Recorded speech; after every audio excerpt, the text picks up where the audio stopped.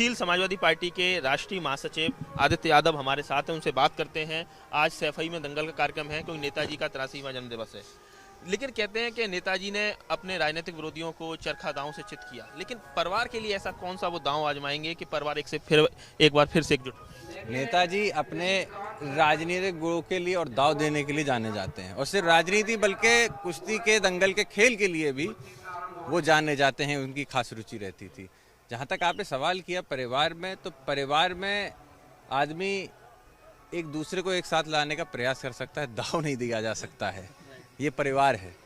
और नेताजी की मंशा चाहे माननीय शिवपाल सिंह यादव जी हो, माननीय अखिलेश यादव जी हो, उनके लिए साफ रहती है हमेशा। पूरे देश की निगाहें आज आप पर ही टिकी हुई हैं कि समाजवादी कुनबा एकजुट हो, और कई सारे ऐसे लोग भी हैं जो सेकुलर जमात है, वो कहती है कि बीजेपी को मिलकर लड़ेंगे तो ही हरा पाएंगी। तो ऐसे में क्या कोई संदेश आया है अखिलेश जी की तरफ से? आज अखिलेश जी तो लखनऊ में केक काट रहे हैं। जी बिल्कुल, नेताजी का कार्यक्रम उनका पहले से सुनिश्चित था वहाँ पे करने का। और माननीय शिवपाल सिंह जी ने, हमारे राष्ट्रीय अध्यक्ष जी ने ये बात पहले ही कह दी थी, और पिछले साल भी हम लोगों ने दंगल के ही रूप में नेताजी का जन्मदिन यहाँ मनाया था, और हर साल मनाते। तो हम लोग का कार्यक्रम भी पहले से तय था यहाँ पर, तो वो वहाँ पे कर रहे हैं। हम लोगों के ये सैफई वो धरती है जहाँ से नेताजी ने अपनी राजनीति शुरू की, अपना जीवन शुरू किया। माननीय शिवपाल सिंह जी ने अपना जीवन समाजवाद की नर्सरी कहा जाता है। तो सवाल ये उठता है कि लगातार ये कयास लगाए जा रहे थे कि 22 नवंबर को दोनों हाथ एक कर दिए जाएंगे, तो वो चीजें अभी तक तस्वीर साफ नहीं हो रही, धुंधली बनी हुई। 22 नवंबर तो आज शुरू हुआ है, अभी तो सवेरा हुआ है।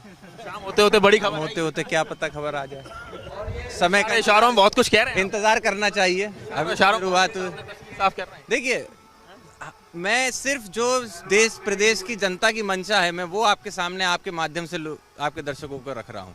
ये प्रदेश की जनता चाहती है कि दोनों नेता एक मंच पर आए। जिस तरीके से पूर्व में उन्होंने सरकार बनाने का काम किया था दोनों ने मिलके, वैसा ही काम फिर से एक बार होना चाहिए। जी कह तो रहे हैं कि चाचा जी का सम्मान किया जाएगा, उनके कार्यकर्ताओं को भी एडजस्ट किया जाएगा। आपने सामाजिक परिवर्तन रथ यात्रा भी, उसका आखिरी चरण चल रहा था, वो भी अभी रुका हुआ है। तो ये सारी चीजें तो इशारा कर रही हैं कि नजदीकियां बढ़ रही हैं, एक हो रहे हैं चाचा भतीजे, लेकिन फाइनल मोहर नहीं लगी। देखिए, मैं समझता हूँ इन सब चीज़ों को बड़े नेताओं पे छोड़ देना चाहिए। हम लोगों ने क्या, हम लोगों की इच्छाएं हैं वो हम लोगों ने जाहिर कर दी हैं। अब ये दोनों नेताओं की, उनकी इच्छा है, उनका निर्णय होगा। इसमें हम लोग तो कहनी, हम लोग की जहाँ तक की कहने की क्षमता थी हम लोगों ने कहा है। बाकी उसके चर्चा ये भी है कि शिवपाल जी कह रहे हैं कि 40 टिकट कम से कम हमें दी। ये मुझे नहीं लगता वजह रही होगी।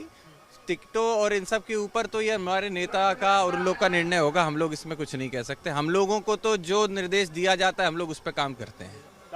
कुल मिला के उम्मीद लगातार बरकरार है। आज 22 नवंबर की सुबह है, शाम होते होते बड़ी खबर आ सकती है, ये कहना है आदित्य यादव का।